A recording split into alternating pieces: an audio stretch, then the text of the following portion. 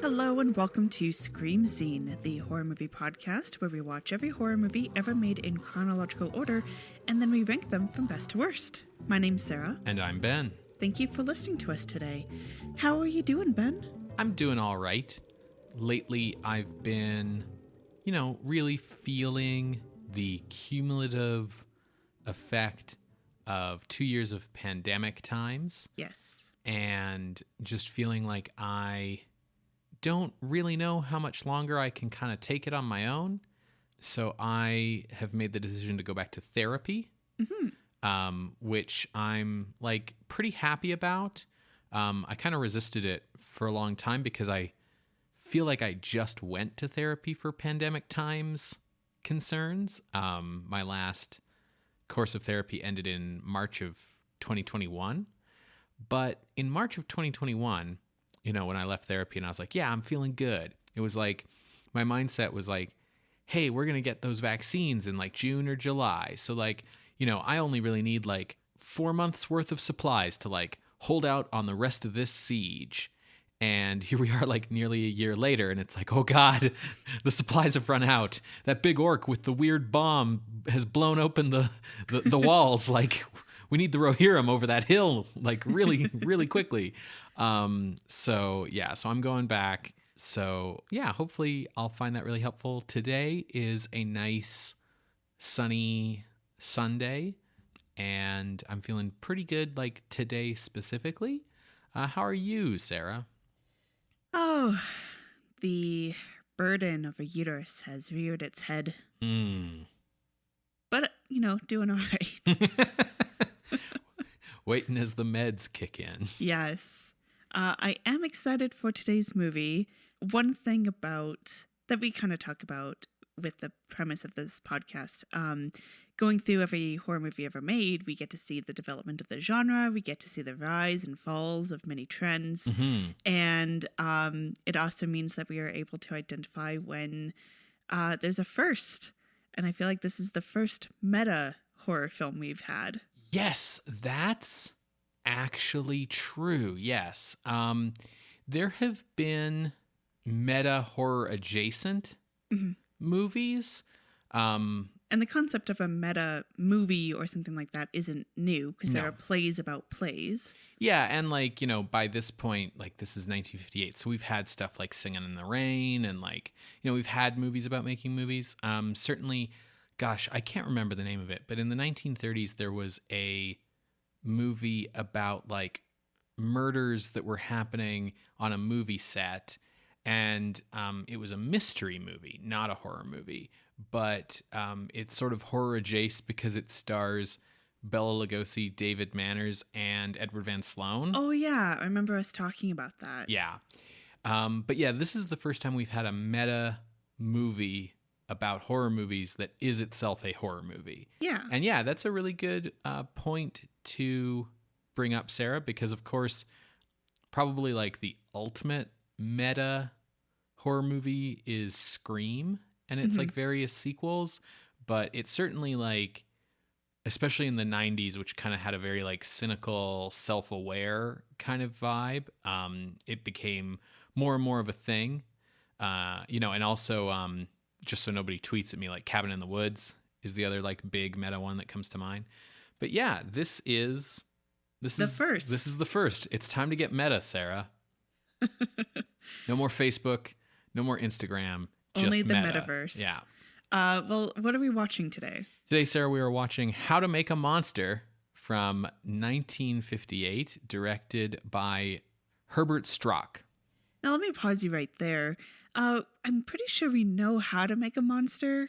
Frankenstein showed us how to make a monster, But do you know how to make a monster with makeup? Oh, okay. I didn't understand. I thought you were going for a different innuendo. No. That comes much later. So tell us about it. Well, this is a film from producer Herman Cohen, writers Herman Cohen and Aben Kandel, and director Herbert Strock. And it's the follow-up to their other teen monster movies that we've been seeing. For Cohen and Kandel, this is the next thing they did after Blood of Dracula. Strock had directed some television since Blood of Dracula, but this was his next theatrical film. So, yeah, this is really tied in with the previous AIP teen monster movies. So we've talked about those on the show before in previous episodes, but if there's any listeners who would like a quick refresher, Sarah, what's the down low on teen monsters? Absolutely. If you want to listen to those episodes, I Was a Teenage Werewolf we covered in episode 213, and I Was a Teenage Frankenstein is episode 224. Now, before I dive into like a recap of those films, I also wanted to just kind of like ask the question, why teens? So we dive into that question in episode 213. The short answer is culturally, the teens are the ones spending money because they have excess money to spend. They don't have to worry about spending it on the mortgage, and they have their own jobs now. So they can kind of do what they want with it, as well as they have the inclination to go out to theaters. With the rise of television, that's kind of taking I'll say the adult, like the parent audience, whereas teens are looking for a place where they can go for dates, they can go to hang out with their friends. They're looking for recreational activities, and theaters are one of the opportunities for that. American International Pictures hit on teens as their target demographic because of ongoing focus groups, and that research culminated in the idea for I Was a Teenage Werewolf. That film would be written by writing pair Herman Cohen and Aben Kandel under the alias Ralph Thornton. And despite the 30-year age difference between the two, they seem to work really well together. Cohen bringing the screenwriting and like silver screen experience, as he's also a producer, and Kandel bringing the what I'll call broader writing experience, having written and published novels, plays, and television episodes. I Was a Teenage Werewolf was written to be from the teen perspective, with adults as the antagonists in their lives. And that was explicit from Cohen. The movie features Tony, played by Michael Landon, having a hard time and a loose temper. He gets in trouble with the law and the school administration, and so he's recommended to go see psychologist Dr. Alfred Brandon, played by Whit Bissell. However, Brandon finds Tony to be the perfect specimen for his experiments and uses hypnotherapy to cast Tony's mind back to the primal age when he was a wolf. So, some like Bridie Murphy stuff up in here. Unknowingly, between going to parties and going on dates, Tony ends up turning into this werewolf and attacks the local teen population. By the end of the movie, he heads back to the doctor for help. The doctor is like, no, this is exactly my plan, and now I will turn you on purpose on camera by using a loud sound in order to prove that my theory works. So he turns Tony into the werewolf. Tony attacks the doctor and kills him. Now, the police have been tracking Tony, and so they end up shooting him at the doctor's office. The other times when Tony would turn into a werewolf would be, loud sounds tended to be the trigger, but hormones in general. Now, I Was a Teenage Werewolf was shot over 7 days, and its budget was $82,000, which was split with the second half of the double feature, which was Invasion of the Saucermen, another teen-focused movie, but this time sci-fi. And that double feature made $2 million. Mm-hmm.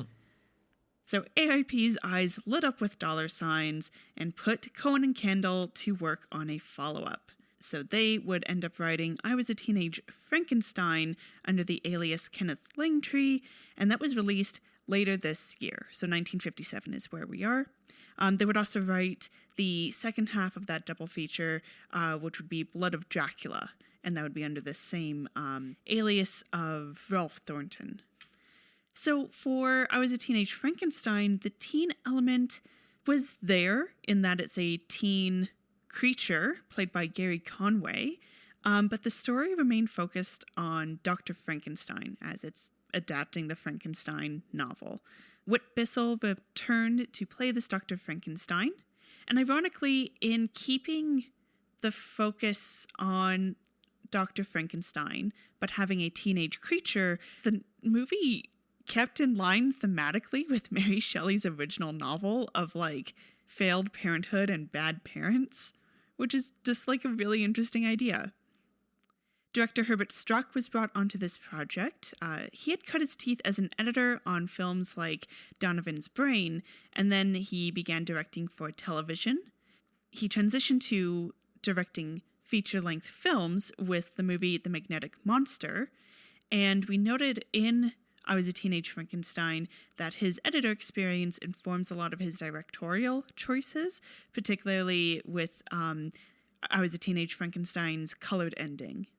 Now, both I Was a Teenage Frankenstein and Blood of Dracula were shot over 4 weeks with a combined budget of $90,000, and together they made $310,000. So not teen werewolf money, but a success nonetheless, which powered this team forward into making today's film. Yeah, so while this team has made 3 teen monster movies with a werewolf, a Frankenstein monster, and a vampire, or a Dracula, this movie follows up the Werewolf and Frankenstein movies, specifically. So, as we've hinted, the storyline of this movie is extremely meta. It depicts the shooting of the film Teenage Werewolf versus Teenage Frankenstein.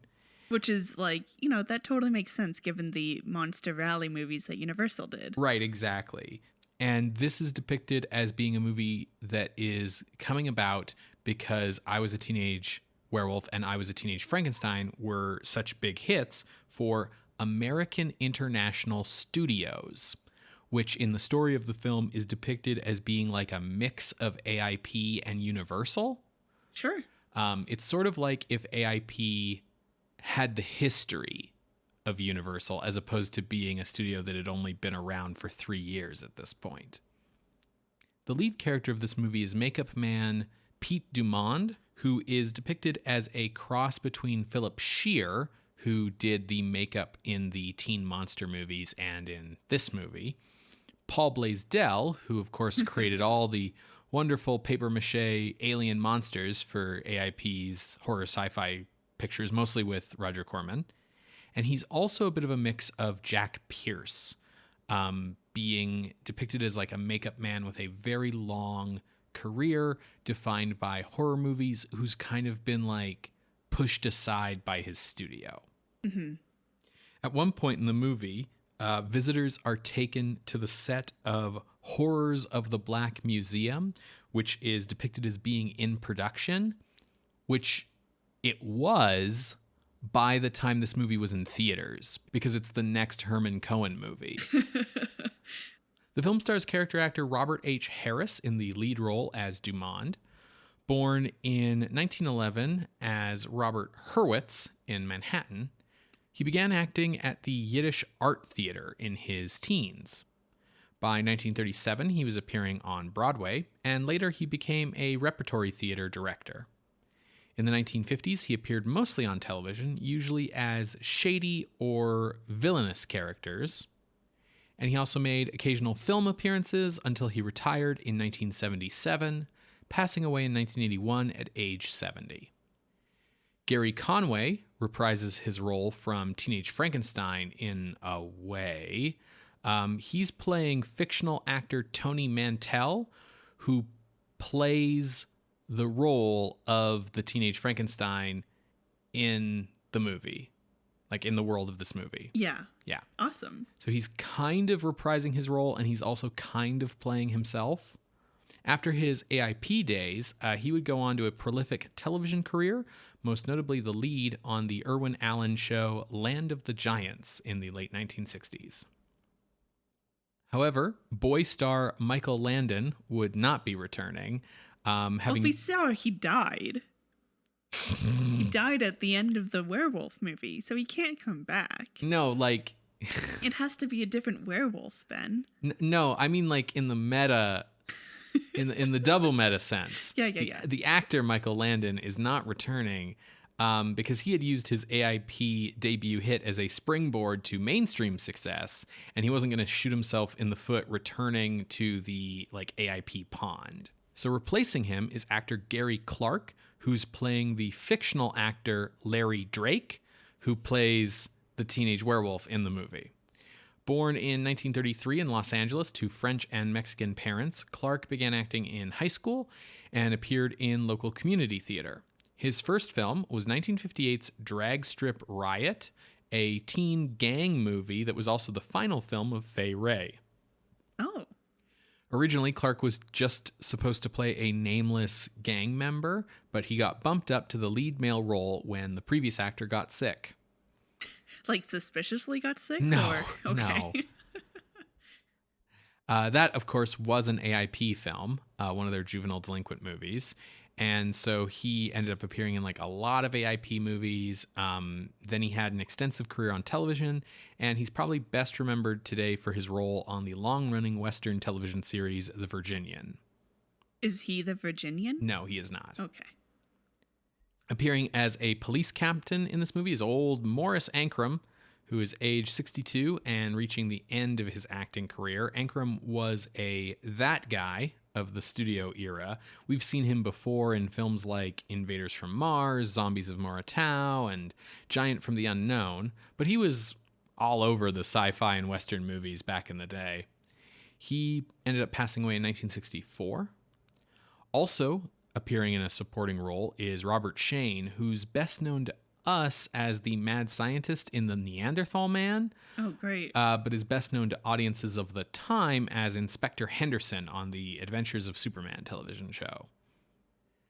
In a fun cameo role as himself is 24-year-old actor John Ashley. So this is a guy who just sort of like stumbled into his career, I would say. Okay. While he was in college, he took a vacation to Los Angeles. And while he was in Los Angeles, he happened to meet John Wayne's press agent. And they got along really well. And so John Wayne's press agent took him to meet John Wayne. John Wayne got along really well with Ashley and thought that he had what it took and introduced Ashley to William Castle.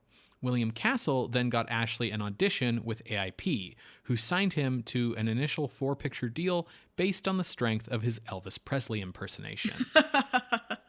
Sure, if they're making all these teen movies. Mm-hmm. James Nicholson, one of the two men behind AIP, his daughters were real into John Ashley, so Nicholson made sure that he was put into a lot of AIP's teen movies, which would usually also feature Ashley like singing a song that could then be promoted as a hit single that could then launch like a record career for him. He made the transition in the 60s from juvenile delinquent movies to AIP's teen beach party movies of the 1960s. And then by the 70s, he had transitioned from acting to being an independent movie producer, producing a lot of horror movies in that period. Yeah, it's important to keep in mind that, like, even in the horror movies that AIP is putting out, there's still, like, let's press pause for a quick song. Right. It happens in Teen Werewolf and in Blood of Dracula. That's right. Because late in his acting career, Ashley had shot a film in the Philippines. In the 70s, when he was a movie producer, his experience with filming in the Philippines led to him being hired as the Philippines government liaison to the shooting of Apocalypse Now, which shot in the Philippines. What? Wild. Then later in his career, Ashley was one of the main producers of the television series The A-Team, and he was even the voice of the narration in the opening credits. And he passed away in 1997 at age 62 of a heart attack. Now, Ed Wood's widow, Kathy, claims that this film's premise began as an Ed Wood script meant for Bela Lugosi as an old, out-of-work horror actor who can't get work anymore and takes revenge on the studio, and that Samuel Arkoff of AIP stole this idea and changed it to be about a makeup man. Arkoff, of course, denied this allegation and says that Herman Cohen came up with this idea entirely on his own. There's really no way to corroborate anyone's story here. Here's my theory. Ed Wood definitely came up with that idea. And Herman Cohen also came up with this idea. Mm-hmm. They are two different ideas. Right, yeah. The film was released on July 1st, 1958 as part of a double bill with Roger Corman's Teenage Caveman, which was a prehistoric adventure film that Corman had shot under the title Prehistoric World, but AIP changed the title at the last moment, much to Corman's annoyance. Sure. Particularly since the actor playing the lead caveman in the movie is like in his 30s. Yeah. At least like all of the people who have been playing teens have been like Teenish. Teenish. Yeah. Like not actually teens, but like in their 20s. Yeah. But I understand why AIP made this change. I also understand why Roger is upset. Mm-hmm. How to Make a Monster was promoted as the A picture in the double bill. It had a budget of $100,000 compared to Teenage Caveman's $70,000. Oh, usually they split what like costs. So yeah, and given that one of them was set in dinosaur times and one of them was set at a movie studio, it's interesting that How to Make a Monster had the higher budget and was seen as the lead picture. Yeah. So today, How to Make a Monster is available on Blu-ray from Scream Factory, and you can stream it on Tubi.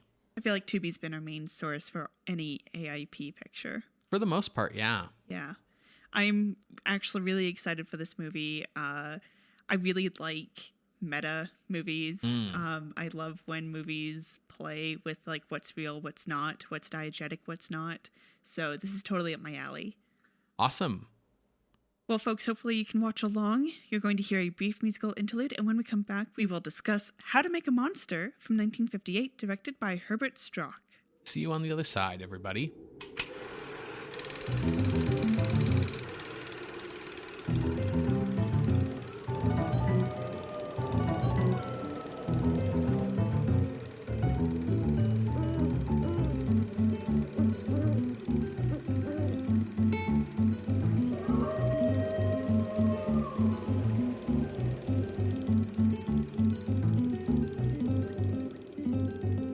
Welcome back to Scream Scene. We just finished watching How to Make a Monster from 1958, directed by Herbert Strock. First thoughts, Ben? I really enjoyed this movie. It is a lot of fun, especially if you know some of the meta history, I guess, around the horror genre like we do. Yeah, if you listen to Scream Scene... you will probably like this movie. Exactly. Yeah, absolutely.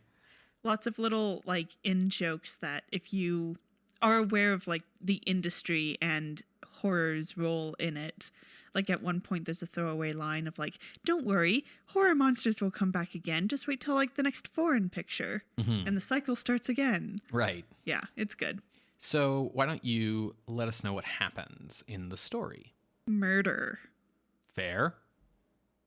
Despite the title, there is no, like, step-by-step guide for how to make a monster. If you are looking for like a recipe for making a monster, this is not the film for you. Yeah. Pete Dumond is head of makeup at American International Studios, and he's been there for about 25 years with his assistant, Rivero. Now, when Dumond is introduced, he's talking about how much he enjoys working with teens. Teens are so fun. They're really like Up for anything. Up for anything. They're ambitious. They have energy for like whatever we're doing. And he especially enjoys working with Tony Mantell and Larry Drake, who are playing Teenage Frankenstein and Teenage Werewolf, respectively, in this new film that AIS is putting together called Teen Werewolf and Teen Frankenstein Meet. I think it's just like Teenage Werewolf meets Teenage Frankenstein. Yeah. Yeah. But AIS is bought out by NBN Associates, a company from New York. Damn, New Yorkers. And the new owners, Clayton and Nixon, tell Dumond that this is his last picture. He is being fired in favor of the new studio direction of musicals and teen comedies. Dumond, in response to this, plans to use his creations, his children, to bring the studio down on the new executives' heads. Using a special foundation that he creates using unknown chemicals that block the mental synapses, something, etc., Dumond uses it to hypnotize Larry to kill the executive known as Nixon while he is in his werewolf makeup. And through the special foundation and hypnosis, Larry doesn't remember anything. Now, police are baffled. They're like, we don't know what to do. But when a security guard lets slip to Dumond that he himself is working on the case to try to get ahead in his own line of work, and has certain leads that the police don't know about, Dumond puts on makeup on himself and kills that security guard. Finally, before Teenage Werewolf meets Teenage Frankenstein wraps, Dumond uses his foundation on Tony and gets him to murder the executive Clayton in Clayton's home garage while in the creature makeup. Unfortunately, as Tony is escaping, there's a witness, and this witness goes to police, says it was a monster straight out of the silver screen. The police question even further Dumond and Rivera, and Rivera is shown to like crack under the pressure. The police are definitely like pushing a line, but Rivera kind of cracks a bit, and Dumond begins losing confidence in him. And then with further investigations, the police find specialized makeup underneath Clayton's fingernails, leading them to go ask Dumond and Rivera, like, what the fuck, and to test their own makeup. Meanwhile, Dumond's office has been cleaned out, so he organizes a little mini wrap party with Dumond, with himself, Rivera, and Tony and Larry. Dumond brings them all to his house. Rivera's clearly been here before. They've been colleagues for 25 years. And both men have like no wives, no families, and live alone. Yes. So they're gay, is what we're saying. So they bring Tony and Larry to Dumond's house and into this room where Dumond has wax replicas of his past creatures. Now, as they enter, Dumond has an existing candle, and then he like lights candles throughout like the rest of the room. Candelabras. Yeah, and the room lights up, and we are suddenly in color. Yes.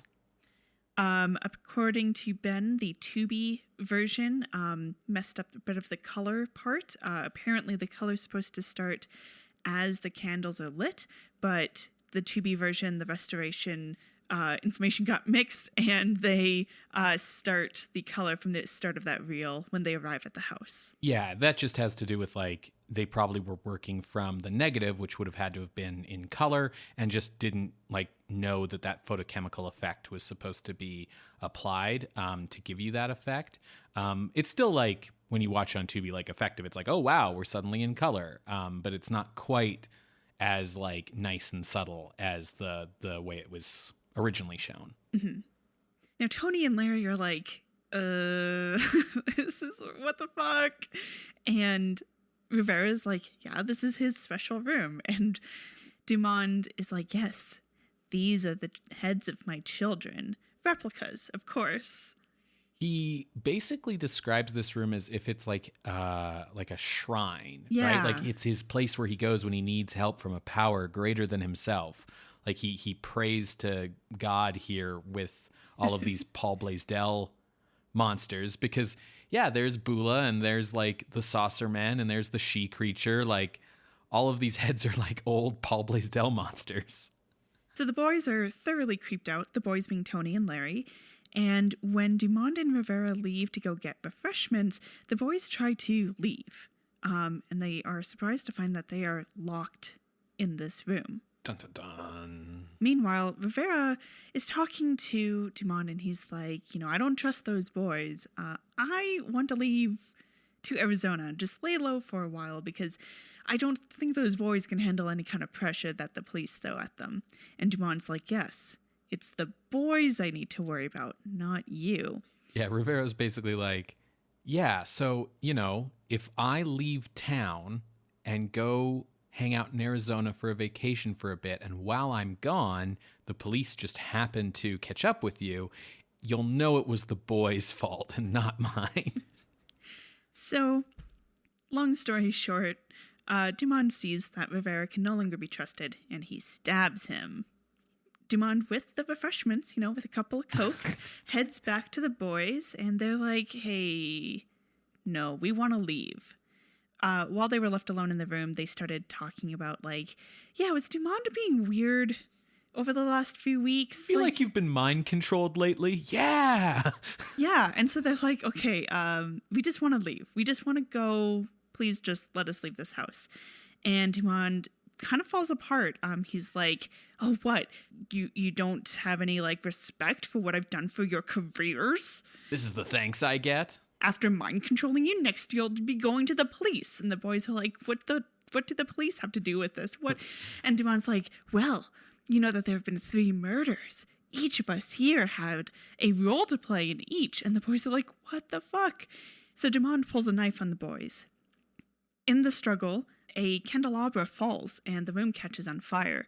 Dumond goes, no, my children. And we get some neat close-ups of never, at least as far as I know, previously seen monster heads. All the monster heads that we actually see, like, melt are, like, I think made new for this movie. The Paul Blaisdell ones don't get close-ups of being destroyed. So yeah, they're conveniently just, like, a little further away from the fire that starts. Mm-hmm.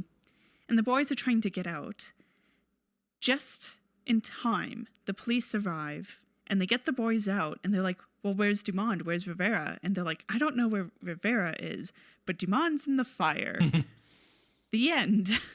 He burns up and perishes with his children. Yes. So I thought this was intelligently written, well-directed, and that it had good performances. I also really enjoyed the music by Paul Dunlap. He scored the other Teenage Monster movies as well, but I thought this movie had like a really strong like main theme in the score. Yeah, I think he did a fairly good job. I agree that it was like well written, but I felt like towards the end it all just kind of fell apart a little bit. Oh, I sort of disagree. I do think that like as much as the meta part of this movie is really fun and novel, the like actual beats of the plot are very predictable. Yes. Like you kind of know what's going to happen, as it happens. I did appreciate that the police showed up at the end and rescued the boys because we've had a few movies that have like police investigation subplots that don't go anywhere. Like the police don't show up at the end. Yeah. And so I was good to see them show up here. Especially given that like, the evidence against Dumond like is pretty overwhelming even before you analyze his chemicals. Yeah. That being said, the cops are pretty ineffective. Yeah. They consistently say in like scenes where it's just them that they are at a loss for what to do. At one point, even after the scene where one guy is like basically bullying Rivera, trying to get him to crack, the guy says like, yeah, I was just taking pot shots. I don't know what I'm doing. Yeah. Like, I'm just searching for like anything. Yeah. And so that kind of surprised me because I was like, what? showing the cops bullying people without any, like, evidence to support that tactic. I was also surprised that, like, okay, Dumond, when he's first introduced, he's like, teens are great. Right. And I was like, because we're supposed to be like, yes, all adults are awful except for this one who thinks that teens are great. Except it turns out he's always been really weird and, like, unhinged. Oh, yeah. He's always had this room. Yeah. And even when we meet him, he's talking about, like, creating replicas of this makeup. And the way that it's done in that very first scene is like, yeah, you want to document your work. You don't realize that he's taking those replicas of his work and, like, hanging them up inside his own shrine. Well, the thing about Pete is that, like, and this is why, like, it should have really been obvious to everyone who was behind any of this, is that, like, Pete is weird and creepy from, like, the get-go. I think a lot of people at the start of the movie, you know, the idea is that they, like, write it off as, like, he's eccentric because, like, he makes monster makeups. But, like, you know, in his first scene, he's, like, giving monologues about how, like, making monster makeup is sort of like being God and, like, stuff, right? So it's like, hey, Pete, you're a little strange. But I really liked Robert Harris's performance as Pete Dumont. I thought it was really strong. Much better than we tend to get in movies of this nature. Yeah, it the role and I think his performance as well had semblance to other performances we've seen. Yeah. Lionel Atwill comes to mind kind of one-to-one because of the Mysteries of the Wax Museum parallels at the end. But also, like, you can see George Zucco doing this, but it doesn't feel like Robert Harris is, like, just copycatting or phoning it in. No. Like, he's doing his own thing. Yeah, absolutely. He really gives a good performance. I did want to, like, address that Lionel Atwill bit because I felt that same thing. And I think that, like, I could see how this movie has overlap with Ed Wood's interests. And definitely, like, I could believe Wood coming up with a similar idea for Lugosi. It makes a lot of sense and it plays to a lot of his, like, pet passions. But even if the idea was stolen from Wood, I don't think the screenplay was. No. This script isn't, like, high art or anything, but I think it's pretty good. It's much better than Wood's work. I also think it's a lot better than the previous 3 Teenage Monster movies. And I think that Pete's character, like, doesn't read like a Lugosi role that's been rewritten. It reads like Lionel Atwill or Vincent Price in Mystery of the Wax Museum or House of Wax. Like, they're very similar characters with the whole, like, these are my creations. You can't take my children away from me. Yeah, and I think as well, if you want to look to the real-life inspiration, it definitely feels more like how Jack Pierce was treated by the studios rather than how Bela Lugosi was treated. Yeah, absolutely. Because, like, as much as Wood was, like, a big supporter of Lugosi, like, Lugosi had sort of issues that contributed to the decline of his career. It wasn't just like, oh, horror movies are out of season, we're getting rid of you.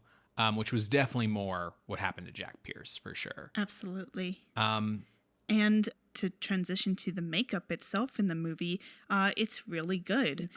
The makeup on our teen werewolf and teen Frankenstein in this movie is exactly what you see in those past movies. Yes. And that, like, A, makes sense in the context of the movie because they're supposed to be doing a sequel to those movies. But also, B, it doesn't look like a half-assed version of trying to replicate it. It looks like just as good as when you see it there. Yeah. Plus, you get to see a new makeup job with Dumont's, like, quick get-up when he goes to kill the security guard, and that is done well. And you only see it in one scene. Yeah, it's really good. Yeah, I got the impression that the team really wanted to make a good one with this. When I say the script is intelligently written, I mean that, like, even if it's predictable in parts, and even if, like, maybe they could have, you know, made it less obvious that it was Dumont doing everything. Like, the movie's not structured like a mystery. Like, we're from Dumont's point of view the whole time, right? So, you know, even if there's things we could change, everything holds together, right? Like, you go from A to B to C, There's nothing really that gets like forgotten or thrown by the wayside. You know, there's rational explanations for like, oh, why did no one hear a fucking werewolf killing Nixon? Well, because he did it in the theater while Nixon was watching the rushes from the werewolf movie. So the sound overlapped. Like, there's just a lot of good things like that. You know, part of that comes from the fact that they're writing about life on a movie studio. So I think like those details come through really truthfully. Yeah, there are so many actors and characters, even just like extras walking by. There's so many other characters who I didn't even touch on. Like we see Larry's girlfriend. They have one scene and it's like well acted. There's one point where Larry's agent goes to Dumont to be like, don't fucking put these dumb ideas that his career is over into which his like head. Isn't a scene you need for the plot, but is a scene that like makes sense. Yeah. Because he's trying to get like Larry sort of to be so his mind control, it feels like it's meant to be like the power of suggestion. Yeah. Like if the boys didn't think that they were maybe like under threat or something, maybe it wouldn't have worked as well, because he sort of convinces them your career is over and you have to do something about it. And then he mind controls to go kill people, right? And yeah, when you're watching that scene with him and Larry, I'm thinking like, no, man, he's going to get a role on Bonanza. He's fine. He's also a teen. Yes. His career is not over. Right, exactly. You know, Dumont's trying to make the argument that he'll be typecast, right? And so, yeah, like the scene with the agent showing up and being like, what the fuck are you doing? Like, was very real. You know, and things like the studio guards feel very real. And what's interesting is all of that serves to pad out the time, because the story here is not enough just like what's on paper. Right. As a cheap movie, you still have to fill in time, and they managed to do that with these moments of like these one-off characters rather than going from point A to point B to point C. Yeah, or like constantly like recapping the plot to each other. Like, yeah, the movie feels like it takes place in the world, right? That it's not just like, oh, here's these three people at a cabin. And it feels expansive. And, you know, maybe some of that was like because they were shooting like on location in LA around like sound stages. Like, you know, probably not all of these extras are on AIP's payroll. They're just like there, right? But yeah, it comes off really well. And devoting that extra time to character moments really helps flesh everything out.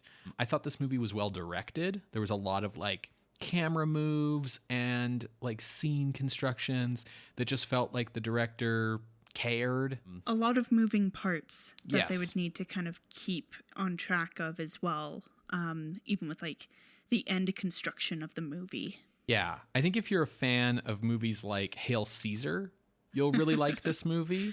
Like it definitely hits that like behind the scenes at the movies feel. You know, if you like Sunset Boulevard, like you'll like this movie. This movie is not as good as those movies. No, but it'll fair. scratch a similar itch. Yeah, it's got that same kind of feel. I have to just talk about this. It's nothing but like. Is it John Ashley? No. Okay. But we can talk about him for sure. No. So there's two executives, Nixon and Clayton, and Nixon is this older guy. Looks like he's probably in his 50s or something. And then Clayton is this like younger guy. Looks like he's in his late 20s or early 30s or something around those lines. And Clayton is played by an actor named Pete Maxwell. And he just looks so much like a young Michael Eisner. And it's just hilariously distracting and yet very apropos to see this like Michael Eisner looking motherfucker coming in and be like, yeah, so I've bought your company and I'm going to change its direction and run it into the ground. And what's funny is like I looked up some pictures of Pete Maxwell, the actor, when he's like older, and he still looks like Michael Eisner. Like he looks like older Michael Eisner. And I should have looked up what Michael Eisner looked like when he was young, but regardless, it was a little distracting, but a lot of fun. Okay, so John Ashley. Right. Hello, baby, I'm glad to see you. Might like to see you more. But someone gave you the wrong idea about what your jobs are for. You gotta have me to go. He's the Elvis adjacent kind of character that we talked about in the context setting. Yeah. He gets a little scene in here because they're filming him performing. right? That's the context for this scene, and also show like this is the direction that the Yeah. studio wants to move into. Yeah, they're basically like saying that AIS wants to make Elvis Presley movies. So here's John Ashley. If you play up your figure, fellas will dig your style. And he has like the singing and like the voice, but there's no charisma on screen. Like he has no presence. And okay, so this song has him and like the girls dancing around him snapping along to the beat, except everyone is off beat. No one is snapping at the same time or the correct time. Yeah. It's very clear that like they must not have had the music playing on set when they filmed it. Like he's just singing or something. So then they should have had like, well, they should have had something to show the beat because they're dancing as well. You'd think that they would need, but like snap on beat. Yes. And at least at the same time as everyone else. He does like the little like leg dance that Elvis Presley does that he learns from Tom Hanks. But he like from Forrest Gump. Right. He doesn't do it very well though. No. Like he's he for sure, but like he just doesn't have it. You know? Like whatever it is, he doesn't have it. Yeah. So, we wish you luck, Ashley, but I'm not holding my breath. Well, I mean, we know exactly what goes on to happen to him, but I will say that like it's sort of interesting to see someone doing like an Elvis impersonation like during the time when Elvis was at his peak, right? Not like a modern day Elvis impersonation. And I don't know, it kind of helps you realize like why Elvis was a big deal. Because I think Elvis gets like a lot of flack nowadays because it's like, oh, he stole rock and roll from black people, like fuck Elvis or whatever. And I think that causes people to like underestimate him as a performer. But when you see someone try to do his exact shtick and there's just nothing. And it's like, this should work, but it just doesn't. It really helps you understand like, oh yeah, I guess Elvis was a big deal. It reminds me of that moment in like an early Mad Men episode where they replicate that Bye Bye Birdie song with the chick singing to make like an ad or something. And it just doesn't work. It's just awful. And they're like, yeah, because she's not Anne Margaret. Yeah. Well, let's move on to ranking and see how this film compares to the other teen movies. So I liked this better than the three like legit teenage monster movies. I think part of it is I think it's better made and better written and all the things we've talked about. But like a major part of it, honestly, is that I can buy into like I slipped like sodium pentothal into the foundation cream of your makeup and now I'm going to have you kill people for me.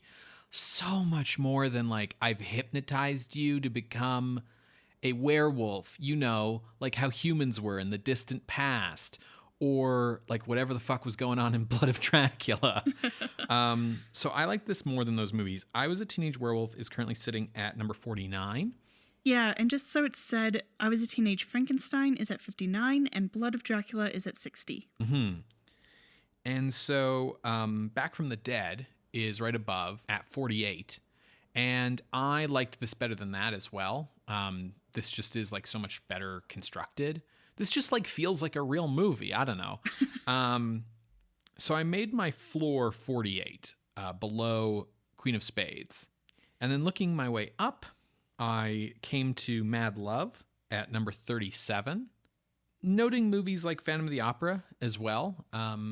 Mad Love, Phantom of the Opera, and this movie all kind of have elements of like backstage of show business and like obsession, right? Mm-hmm. And, Mad Love's very cool for a lot of reasons, but I thought maybe this was better because Mad Love is kind of wacky. Personally, I would take Peter Lorre's performance in that over Robert Harris in this. Yeah, no, absolutely. Peter Lorre is better in that movie, but like, that's a weird movie. So I just wanted to give the possibility that this was better. Right above Mad Love is Curse of Frankenstein, and this is not as good as Curse of Frankenstein. So that's my range, 37 to 48. Yeah, so I had a hard time comparing it to our past teen movies because, yes, this is better constructed, better written, but similar to Teen Frankenstein, the teenage element in How to Make a Monster is like Less important. less important. And it just feels like, I don't know, how do you compare the fact that this is our first meta movie versus teens and horror and like the way that those trends continue on? Yeah, absolutely. I mean, I think teens and horror definitely has the bigger impact in terms of just like what horror movies are about from now on. But that being said, like judged on an individual movie versus movie basis, I definitely liked this more. I did find the mapping of a mad scientist onto a makeup artist to be a little odd. I understand why it's here, especially as we noted with the like Lionel Atwill, Vincent Price wax creator artist character that has existed in horror movies. I thought this was going to be more of a he does makeup on himself and he goes and kills. Right. You thought this would be like Clayface, like Basil Karlo from Batman comics. Yeah, that's what I thought this was going to be. Yeah, for sure. And he does that like one time. And like because he's like, oh shit, we're going to be found out by this random security guard. So I was a little disappointed with that, especially because like it's an old-fashioned trope that they're leaning on. But on the other hand, this way they got to reuse some old makeups from old movies that cost them money. Sure. So with that in mind, I wasn't looking as high as you. I kind of made Teen Werewolf my floor at 49, because like I said, I wasn't really sure how to compare the two trends. And I stopped at 45, El Vampiro, because that movie like has some real serious chills. So then we've identified like the similarity in character types. So let's say like head to head this versus House of Wax. Well, I will say that the idea, okay, so I'm willing to forgive How to Make a Monster's deviations into here's the Elvis Presley dude, because we are seeing things like behind the scenes. Yeah, and it helps like give you that plot element of like these are the types of movies that are coming in to replace you. Whereas whenever House of Wax had a deviation for, its own reasons, but let's take the ping pong, for example, it kind of stops the movie. Yeah. And is like, look at our technological innovation. It's coming right at you. Fair. Which like, that's a fine like thing that you are trying to do, but it does stop the movie. Whereas at least in How to Make a Monster, I'm a little bit more forgiving of it. Yeah, like if you see House of Wax without 3D, it's still a good movie, but there are parts of the movie that stand out as like, why is this here? Mm-hmm. If you saw this movie without the gimmick of like the last reel being in color, it would still be this movie. You would still enjoy it. You wouldn't get the fun of seeing like, hey, what color was Bula actually? Turns out like real angry red, but you'd still enjoy the movie. It's not drawing attention to itself with that gimmick. Mm-hmm. So I think in that context, okay, so I'm hesitating here because in that context, that would lead me to go like, okay, How to Make a Monster goes above House of Wax. But Robert Harris isn't Vincent Price. And the horror in House of Wax is much more. It has Charles Bronson, and like I'm even thinking of like the way the climax is shot, all of those shadows. The shadows in How to Make a Monster, like they are doing shadows. They are making a horror movie with all of its aesthetic. But I don't know, it just felt more powerful in House of Wax. Yeah, I see what you're saying. How to Make a Monster sort of might stand the test of time a little better, and it has, I think, more. The subject matter has more interest to like a horror movie fan because of the meta elements. But I think in terms of like having an effect on an audience, this is a really like tame movie in terms of like gore and stuff versus like what we've been seeing lately in 1958. And as you said, kind of an old fashioned story. So judging them as like movies, I think I like How to Make a Monster more. I think if you said like, hey, which of these two do you want to watch right now? I'd be like, yeah, I'll watch How to Make a Monster again the same day. Sure.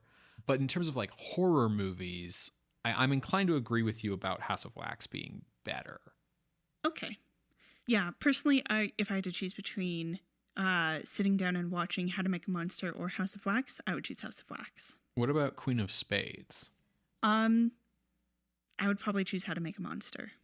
Queen of Spades is really well made, but the horror in that movie comes in like certain Waves. scenes. Yeah, it comes in waves. Exactly. Yeah, and especially the ending, it's more of a quiet horror because he's gone mad. Yeah, it's a fucking Twilight Zone episode, basically. Yeah, versus this movie ending in like flames. Right, exactly. Okay, I'm good with settling here then. Coming in at the new number 47 is How to Make a Monster from 1958, directed by Herbert Strock. If you would like to see this list, you can go to our website, screamscenepodcast.tumblr.com. There you can find links to the many episodes we have mentioned today, as well as our appeals box. If you would like to contest this or any other ranking, you can drop us a line through our Ask box on Tumblr. You can reach out over email at screamscenepodcast@gmail.com or talk to us on Twitter @_screamscene. Scream Scene updates every Wednesday on Apple Podcasts, Google Podcasts, SoundCloud, and Spotify. Subscribe to the show through our RSS feed. And if you want to help us out, you can leave us a rating or a review, which fuels the algorithm, which puts the show in front of the eyes of so many people. In front of the ears. Well, I mean the eyes when they're like scrolling through the apps on their phones. That's what the algorithm's good for. If you want to do the algorithm's job for it, share the show on social media, in your day-to-day life. Tell people about it. Make the people carpooling to work with you listen to it. Spread the word. Word of mouth is the best way for us to grow our audience.